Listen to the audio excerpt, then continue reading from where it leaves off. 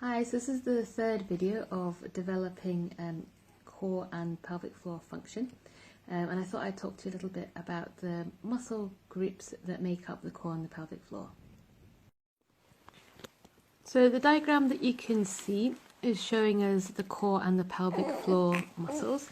So we've got the diaphragm, which is our breathing muscles, the transverse abdominis, or the TVA, which acts like a corset going around the body, and the pelvic floor muscles, which go from the front to the back, and also the multifidus muscles, which go all the way up the spine. So these muscles all work together, and they're constantly moving and interacting to create central stability.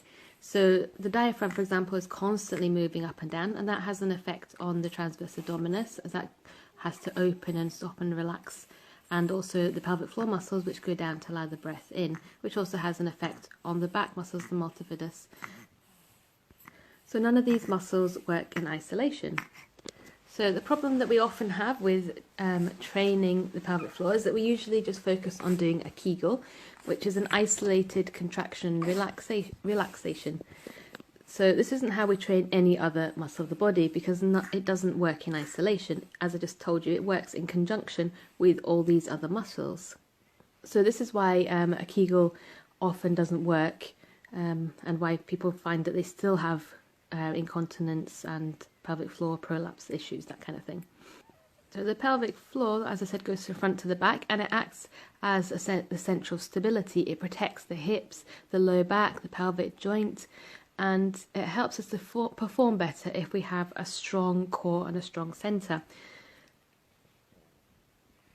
And the pelvic floor actually switches on and engages before you actually make any other moves. So if you're going to move your arm, your pelvic floor will actually switch on first before you make the arm movement.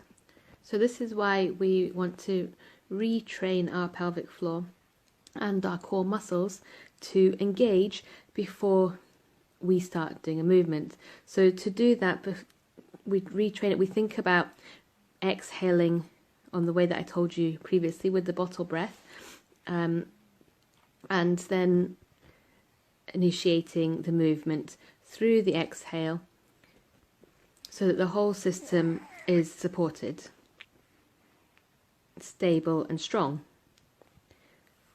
So because all these muscle groups work together and not in isolation, this is why we're starting with the breath, because it had such a big impact, and all the other groups, and it's the easiest one to begin with. And it's why we want to work all these groups together, not just focusing on a Kegel, for example. So this image shows the myofascial lines of the body, and it shows how the pelvic floor and the core connect all the way up into the neck and the jaw, and all the way down the legs and into the feet. So another area that's important to work on is the posture, and the posture that you can see is typical posture of a postnatal mum. Due to carrying a baby, you often end up with what is known as lower cross syndrome, where you have some weak muscles like the abdominals and the glutes, which cause the back and the belly to drop forward, and some tight muscles. This can also be shown in the upper part of the body, where the pecs are often quite tight, and also the upper back, often through the action of feeding and holding the baby. So releasing muscles is an important part to work on to help to release and improve the posture, and then this will have a massive impact on the breath, the core and the pelvic floor muscles. So this is what we're going to work on in the future videos.